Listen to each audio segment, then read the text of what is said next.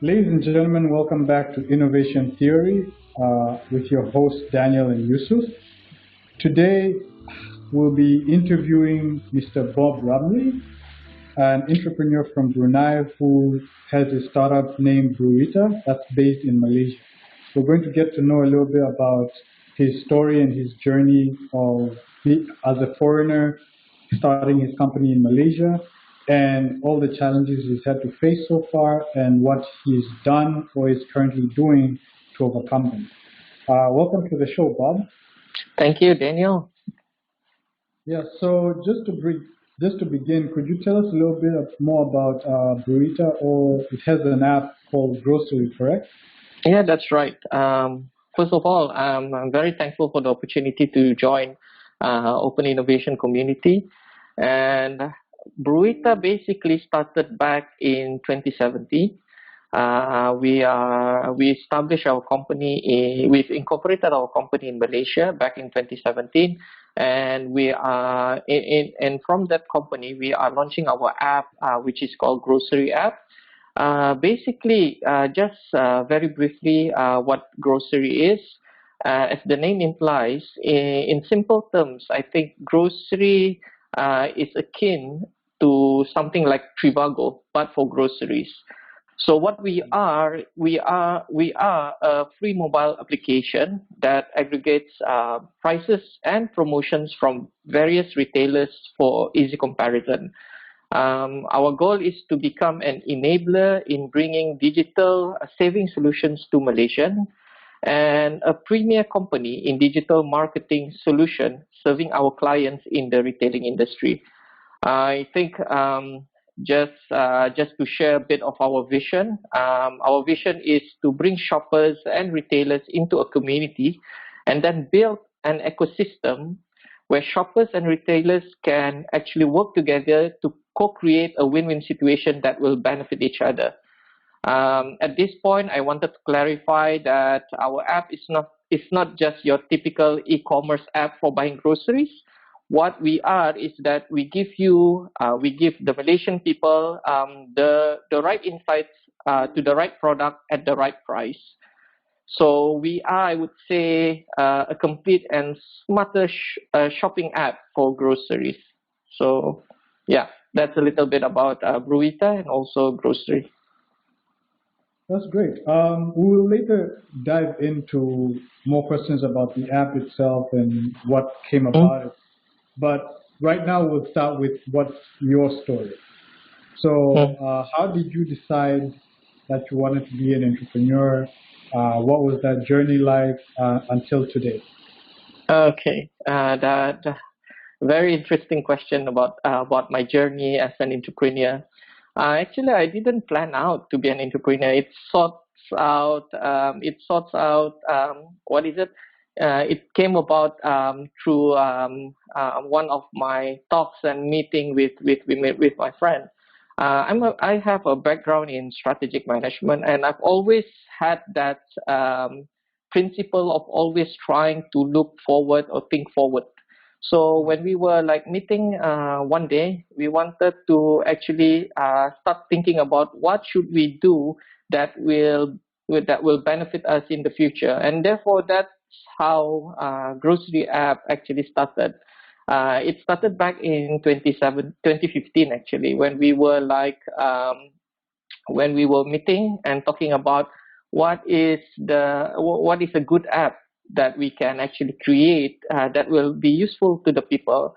And at that time, we came across this one main problem, and that problem is that it's quite difficult for us, even in Brunei, yeah, to find groceries at the right price. I come from a big family.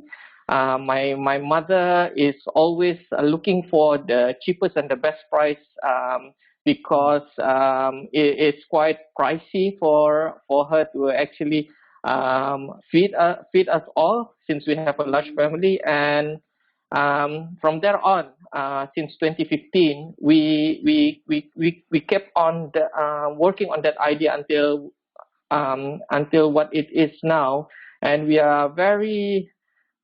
feel very how do you say, very happy about the outcome of the app, and we wanted to actually start launching it in Malaysia sometime this year. So I think the main problem of finding the best price and the cheapest price for groceries does not apply only for Bruneians.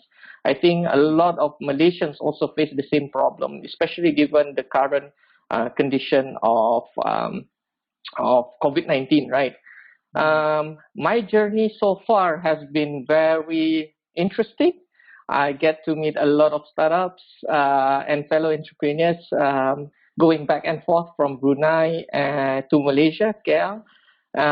I've been very fortunate to be part of the ecosystem in Malaysia, and it's been an enjoyable yet a bit tiring though I could say for being an entrepreneur, but it's very rewarding. I mean, just meeting people, sharing ideas. It's been very very rewarding. So that's my journey so far in terms of being an entrepreneur. Got it. I like the fact that you say the reason you started was you met your friend and you were thinking about the future and strategically what you should do to, is it financially safeguard yourself in the future, or is it just to leave a mark in the future?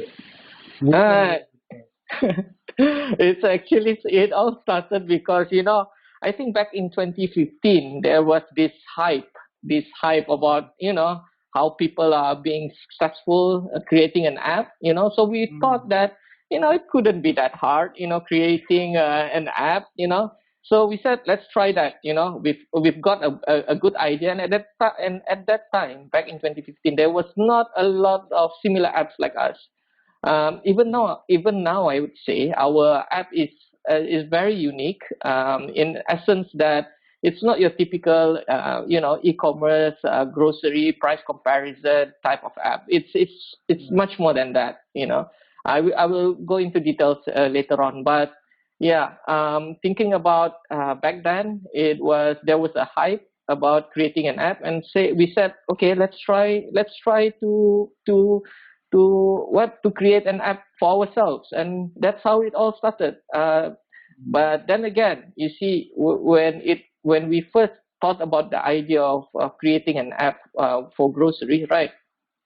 There's no point of us to just like talk about it without doing anything about it. So we started developing the concept into an actual grocery app product, sort of like what you call minimum viable product. And from there on, then I started to go back and forth to Malaysia talking about this app, because now we have this app already on our hand that we can actually ask for comments, validate it through meeting with industry players and also fellow entrepreneurs. So it's much more useful, I think, to go into implementing or putting actions into your idea before you start talking about this idea and sharing it with others. It's much more substantive, I would say, right? That is amazing. Bob, you mentioned the thing about MVP, right? And actually, Yep. me and Daniel have been arguing about what MVP actually means, Mhm. right? Can you tell me a bit more about what is an MVP definition for you, and how long did it take you to get an MVP up? Wow. Oh, wow. Yeah. I think the definition of MVP, most people tied MVP to most valuable player, right? If you are a basketball fan. For me, minimum viable product is something that you've actually created the product. You have a tangible product at hand, and you can actually test the product and show it to others. So that's the MVP. Some people might say that MVP also refers to a product fit for market. Market. Well, yeah, product fit for market already. But I think my definition of MVP is that when we transition from idea into an actual product, and that actual product can actually be tested and be shown to others. So that's my definition of MVP. Now, in terms of the duration, the timeline to get from ideation to this MVP takes a lot of time actually. Because the process is you have to continuously modify it. You have to keep on thinking about whether this is the right thing to do. You also want it to be unique. You don't want to copy from others. So the process, I would say, the journey, it took us about 1 year. And then also, as you might also encounter, other entrepreneurs is also encountering the same problem, finding the developer to develop the product for you. Because quite honestly, I'm not the technical person in this company, in this startup. I'm someone who does the strategic thinking and also looks at the business development of this app. We have our team who is actually leading our technical department. Technical department, and we also have team that supports our marketing and sales department. So yeah, so that's a brief, I think, about the timeline of how it started from just an idea into an MVP. I'm not going to bite the bullet, Daniel. I really love your answer. It's just killing Yusuf inside because of what his expectation of what an MVP is. So just to clarify, he believes that an MVP is exactly what you mentioned, but done in way shorter time, which I feel is a bit unrealistic. And thank you for giving us that kind of point of view, because I have the same idea that MVPs take a little bit long. Ideally, you don't want it to be too long. So you would like to have like small tests before that feasibility. That's like a debate for another time between never ending. However, I like how your journey kind of started, because you and another entrepreneur, I think two others that I've met, didn't start out saying that I want to change the world. Some of them started out from a dare. Hey, could you do this? Or could you do this? And then they just said like, yeah, let's try it. And I think that's maybe what I believe is probably maybe the most important spark for an entrepreneur, is that they actually say, let's do it. It's not just the thinking part, it's like, let's get started with it and then let's see how it goes on, rather than trying to, just think about it and talk to people about it. And that's really insightful, how your journey all began and how you got to it. And now to groceries. Now, could you now tell us a little bit more about the app itself, and not specifically just the features or whatnot, but explain to us from a customer's point of view, what is it that you would like the customers to experience or go through as they use it? Okay. That's a very good question as well. Looking at, when we talk about an app that's going to be useful for the end users, which is our users, it has to have that impact and that benefit to users, right? Otherwise, people will not want to use it, right? So when people actually talk about their app, they have to think about their users firsthand, right? So I think, like I shared earlier on, I think the problem of finding the cheapest and the best price for groceries is not only prevalent in Brunei. I think in Malaysia, this is mostly experienced by housewife, moms, even I can go as far as like students studying in the university. Now, what is happening at the moment, I think, is that finding groceries cheaply is becoming much more essential, right? In urban areas, especially in Kuala Lumpur, the ever-increasing cost of living is actually mainly attributed to the rising price of food. And this problem identification, we actually did a bit of more research before we started developing the grocery app, right? And if you have a family in Kuala Lumpur, your monthly grocery bill forms a significant percentage of your monthly household expenditure. And from our research, it accounts for as much as 30% of your monthly household expenditure. Now, the pain that consumers experience is that, number one, wages cannot keep up with the cost of living, especially for the lower income groups, the B40.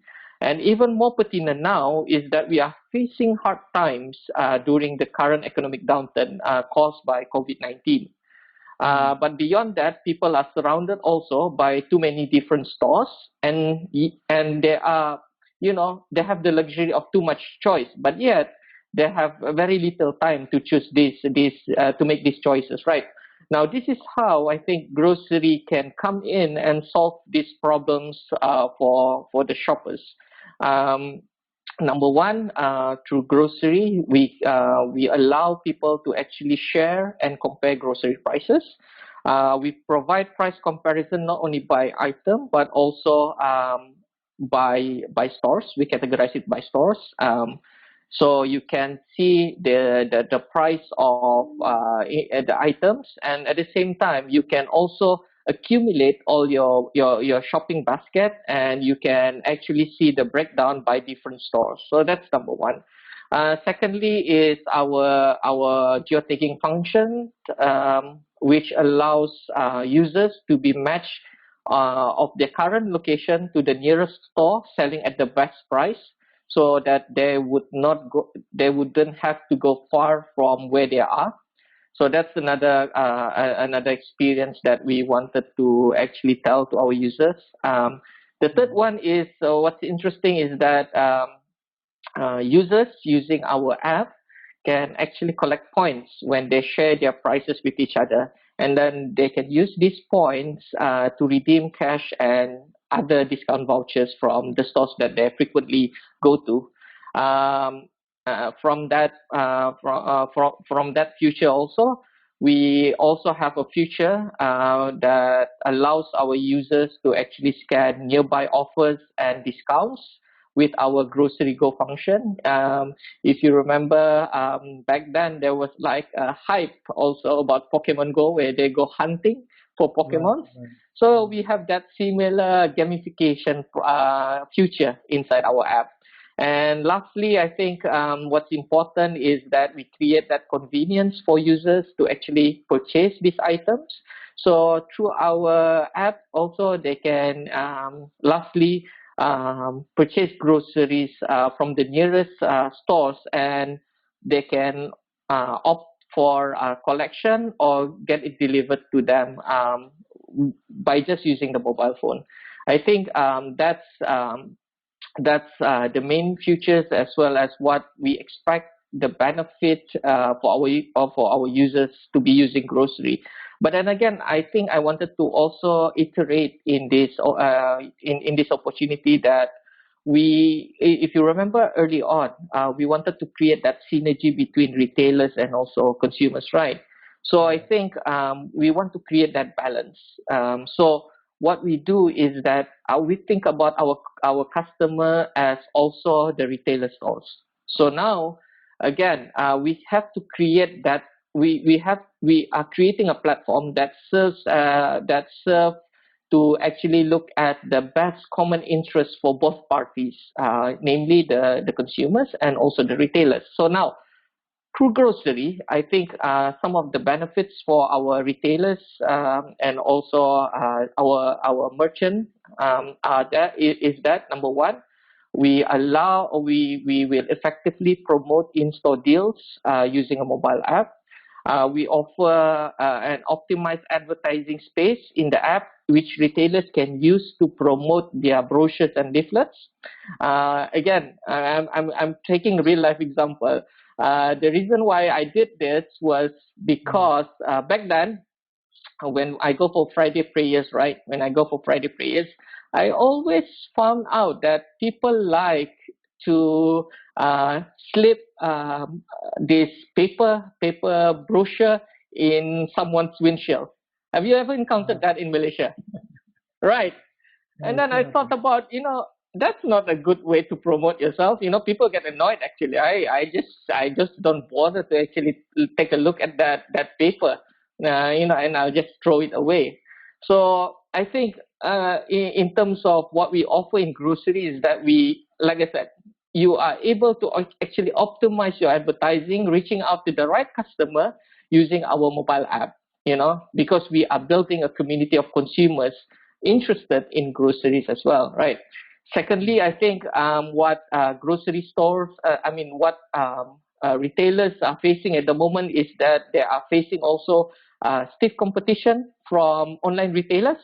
So we are giving them an alternative and another avenue for them to actually um, offer their products. And also through our marketing campaign, we are able to increase footfall and traffic of users to rush to their stores and take advantage of these advertised promotions that I've said earlier. And then thirdly is that the last benefit I think for the retailers is that I do throughout my engagement with fellow entrepreneurs and also industry leaders, right? I found out that retailers are facing one big problem. Certainly not the big stores, probably because they have a good inventory management. But the smaller stores, they tend to have these problems of overstocking items. Overstocking items. So what we do in grocery is that we will help them sell off these overstock items. These near to expired goods or anything that they have overstock over the months by taking advantage of our grocery go function, because every now and then we will create that gamification for a bargain hunt competition. So this bargain hunt competition will allow users to quickly rush to the stores to grab these amazing deals from our partner retailers, because these deals are going to be time limited and also user limited. So they will only open these offers to selected number of users once they reach the right volume, and also once the time period expires, then they don't offer these deals anymore. So it's kind of exciting for us to actually have this gamification feature inside our app. So it might all sound complicated, because I've actually shared a lot of benefits to both users and retailers. But actually, as you know, developing an app, it has to be very simple. So inside our app, there's all these benefits is nicely packed inside three main functions. So it's easier to navigate, and users can actually understand our app easily. So yeah. Okay, that's great. I would actually like to, Yusuf, you have a question? I do. I just wanted to understand the value that you mentioned to the customer. You initially said 30% is the average cost of groceries. Yeah. Uh, how significant is the change if a customer were to use your app? Essentially, that is the wow factor, right? Yes, I agree. I think we've actually tried to tally the actual savings that consumers can actually benefit from this app. But at the moment, because we don't have enough data to support our claim, therefore I cannot comment further on this one. But basically, we are trying to, as much as possible, to try to create that savings, but at the same time, that value for money for our users. So yeah, that's my short response to your question. But definitely, we are looking into that. It's just that the data is not that available that much in order for us to validate that we can claim that we can generate up to X percentage of savings for our users. That's very honest on your side. to be. Yeah, actually, I was expecting. Sorry? Go ahead, man. No, I was expecting him to say something along those lines because I thought you would need a lot of data to be able to say, like, we have decreased household spending by Yeah. X percent Yeah. on groceries. Like that's a lot of data. You'd have to have a ton of customers Yeah. and Yeah. quite a bit of time to be able to Mm-hmm. make Well, that claim. well, to be honest, right? Let's say your iPhone will claim 12 hours battery, and then they'll Mm-hmm. have a very small disclaimer at the bottom that is Yeah. assuming you do this, right? And that's essentially the call to action, right? So it would have Yeah. been a very strong call to action to kind of say, you're spending 30%, now you could spend 20%. That's a 10% Yeah. saving, and that's how much it is, right? And the way you Mm-hmm. would calculate it, I suppose, is to take the highest price grocery, like where Daniel Mm-hmm. goes, finish grocer, Mm-hmm. right? And Mm-hmm. then compare it to the convenience shop and just have a guesstimate. And I think that's how a normal marketer will do it. So I guess hats off to you if I'm wearing a hat for actually being so honest and waiting to collect the data before making claims. Yeah, Okay, yeah. I think also right. I do agree with what you said, Yusuf. What we do later on when we eventually launch this app, I think towards the end of this year, is that we wanted to gather all this data from our users. Our users' purchases, and also then start to aggregate that and how much we can actually help them to save based on the data that we've gathered. So yeah, I think that's another way of trying to actually validate that we are able to generate X amount of savings. And as you said earlier on, that's essentially the wow factor that will actually bring users to use the app. Yeah. yeah. Just a comment on if you had to bring it by 10%, Mm, like the disclaimer is if you do this, mm. I think it will just have to be if you're bargain shopping consistently. Yeah. You're always looking for those nearly expired products. Yeah. Then you can save 10%. However, I just want to also note that I think that's an excellent feature because food waste is actually a real Mm, problem. mm, There's a lot of stuff that gets thrown out, and just people. And aside from it, there is a bunch of factors, but some of the very small factors are just logistical issues. Like people just do not know how to deal with it or where to mm. send it afterwards, and then they just have the easy way out is just throw it away. Yeah. And I I think that's a think really good thing. I think just to add on to your points there, Daniel, I think again relating back to my experience as an entrepreneur, yeah, is that most of the time entrepreneurs, when they develop their idea, when they are at this ideation stage, there are too many different things that they wanted to tackle, and this goes across your point initially that a lot of entrepreneurs wanted to start by tackling the world problem. I think what is important, again, this is coming from my experience as a strategic thinker, is to focus on the core features that you wanted to deliver to the users. And these core features are the ones that is really impactful for these users, that users can actually, experience this real benefits that you intend to deliver through your app, right? So again, drawing on your comment earlier on that it goes on tackling food wastages and everything. Yeah, I do see there's a direct link.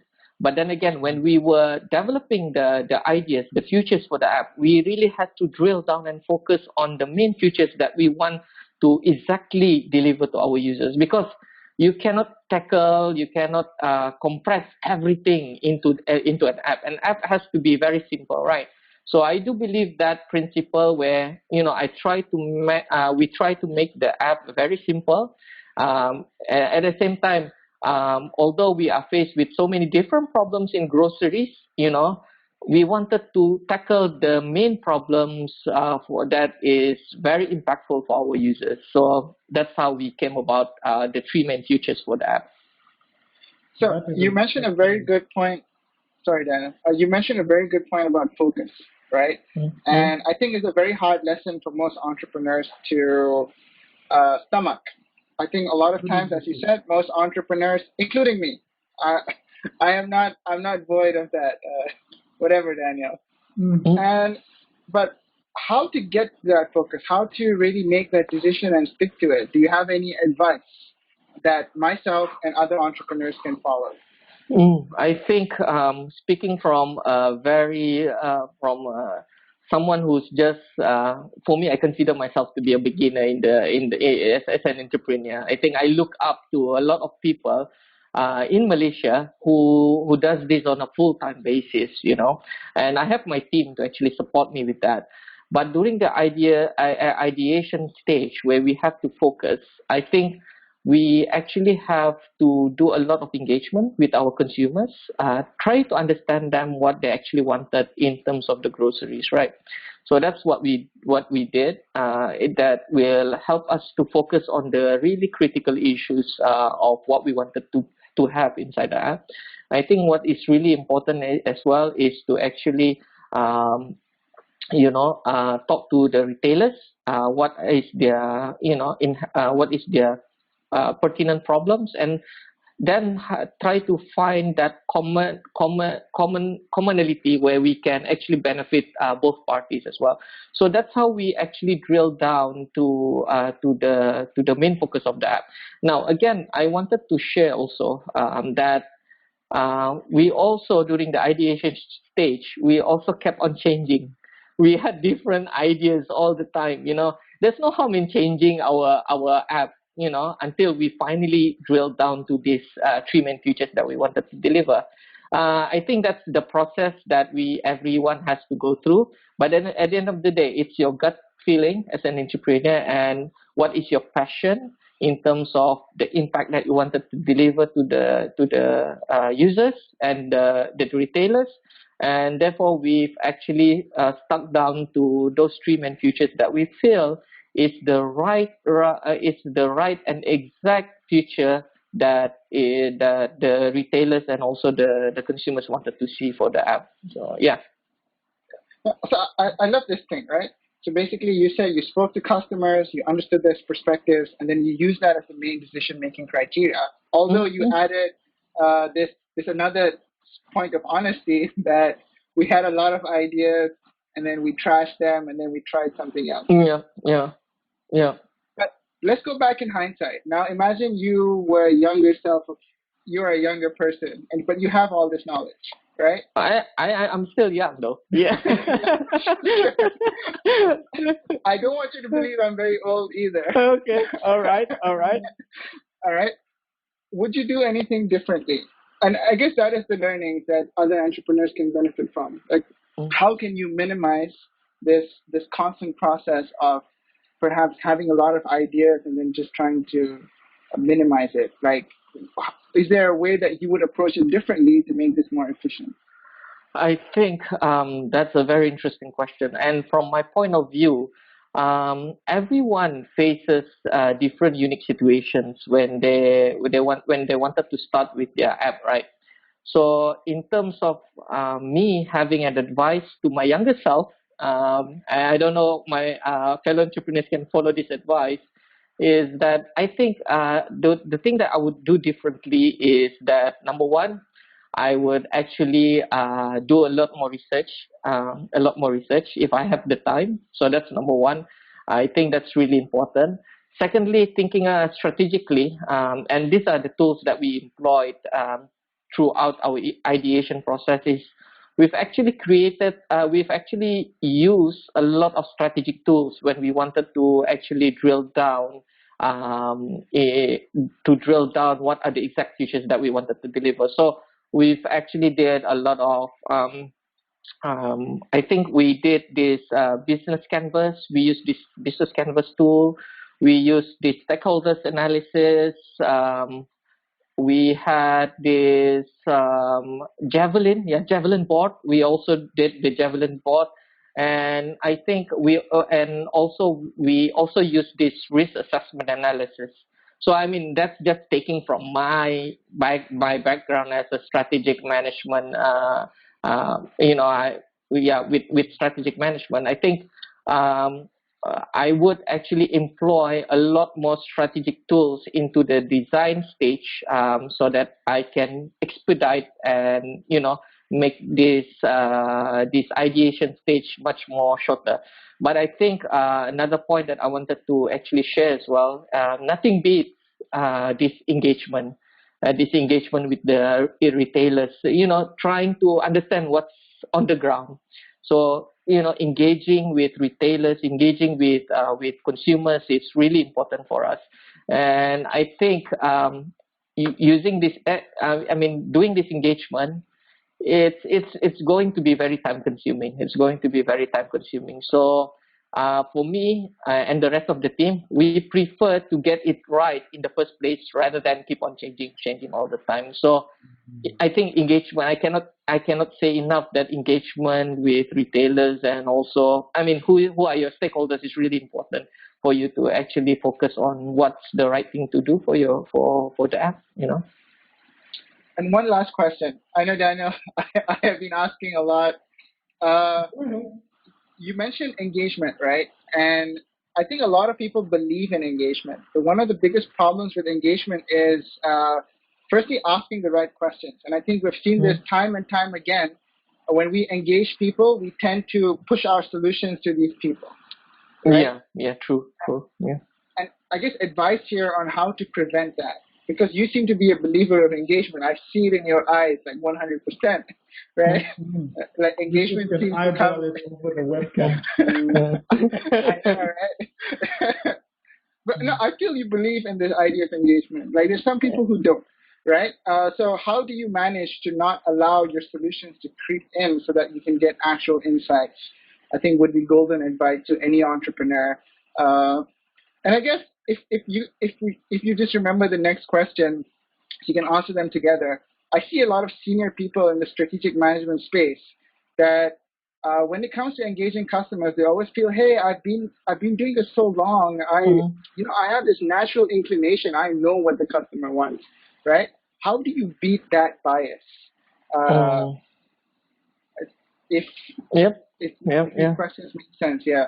Yeah, it makes sense because I experienced it myself. I think um, the part about you being someone who's very experienced, who knows what is best for the users, is something that you cannot have as your mindset. I think you are inclined, of course, you are inclined to think so because you will be very protective of your idea and you just want your idea to work, right? But I guess when we go for engagement, I think the most important part is listening to what is really on the ground. I cannot honestly, iterate this point because based on the comments and also the feedback that I got that we have gotten, I think we have continuously refined our idea until what it is right now. So I think when you do this engagement, as you rightly pointed, Yusuf, you cannot impart the solution to them. You have to have that free will, open mind to actually listen to them, what they wanted out of this, process that you are trying to deliver in the app, right? So that's number one. And then secondly, I think based on just sharing on my experience, the platform that you engage people is also quite important. You see, when we do engagement, some people always immediately talk about focus group, right? That's the most well-known platform that people use to actually get feedback. But then again, there's a danger of people trying to impart their solution to the users, and the users feel compelled or sometimes even become frustrated that okay, what they are already fixed in terms of their mind. Let's just not bother to actually give real feedback to these entrepreneurs. But I actually use different platforms to actually engage my stakeholders. The traditional way, yeah, of course, I go for focus group. Secondly is I do meetings. I go for formal meetings and I listen to these industry players that, okay, actually we are experiencing this problem. And then the most interesting part that I did also using engagement is I've joined this ideation, product validation type of courses, and also seminar. I think that is one of the best platform for us to actually get real feedback without us trying to impart our solution to them. And you can see that I'm wearing this T-shirt. It's from Startup Weekend. I joined it in Malaysia when I was visiting Malaysia, and from there I got this real feedback from not only from my fellow participants but also the mentors. And at the end of the day, it's entirely up to you whether you wanted to listen and take this idea up. But for us, we really wanted to tackle real problems, not perceived problems from our head. So we actually have to keep an open mind and listen to them, what they have to say, because if you already fixated on your idea, and I'm just saying that people have this tendency to have it, then you will not actually see the real value of what you wanted to capture inside your app. So I think make use of different platforms, so not only focus group, but also different platforms to actually get real feedback from your users. That's amazing. Actually, yeah, I think engagement being the core thing to drive entrepreneurship is actually, especially with your users, and do it as early as possible. So it helps you not be able to narrow down and not have too many options, what will work, what won't, early in the beginning. So, okay, now I think having gone through what grocery is, your story, how you started, what you've done so far to get here. The last two questions, as we're running out of time. One is, Sure. why did you decide to start in Malaysia? And what was that journey like? How is it going? Oh, okay. Okay, as a foreigner, first of all, yeah, before I talk about my experience as a foreigner, establishing and incorporating a startup in Malaysia is, I do acknowledge that for every entrepreneur, success and starting up is always difficult, and each person will encounter different challenges. But the nature of an entrepreneur is that we always persevere, we don't give up in our idea, and we always push ourselves to actually try to make it work, yeah, into a success. Now imagine that you already faced with that difficulty, and then being a foreigner in a foreign land to try to actually uh, put your mark in Malaysia. So first I would like to talk about my experience in terms of why I decided to choose Malaysia as my startup location. I think I'm very, how do you say, attracted to the grocery, and also in general the retailers industry in Malaysia. I do feel that the Malaysian environment is very conducive for the app to succeed. You have a highly, what is it, people who use technology a lot, and you have this a lot of groceries and convenience stores that actually try to outcompete and try to find new ways of trying to reach out to the consumers. So that attracted me a lot into Malaysian market, because I am venturing into that specific industry that I mentioned. Now, in terms of why I also in terms of my experience of why I chose Malaysia from Brunei, as you all know that Brunei has a very strong currency, and therefore Malaysia is a very ideal location for Bruneians to actually start their early business in Malaysia. Not only they have that, not only Malaysian market is the volume of Malaysian market is very huge, but also in terms of currency strength, we have an advantage, I must say. So, when we do investment, when we put in our own money to actually start the business, it's less costlier than, in places like Singapore or any other places. But if you want to go to countries like, for example, Thailand or Philippines, you don't have that language, you don't understand their language, and with Malaysians and Brunei we have the same language like Indonesia as well. But then Indonesia is the market is very very big. So we thought about trying to start our app somewhere that's more manageable, and what better place than in Malaysia. We have strong currency. The market is not as how do you say, aggressive as in Indonesia, and plus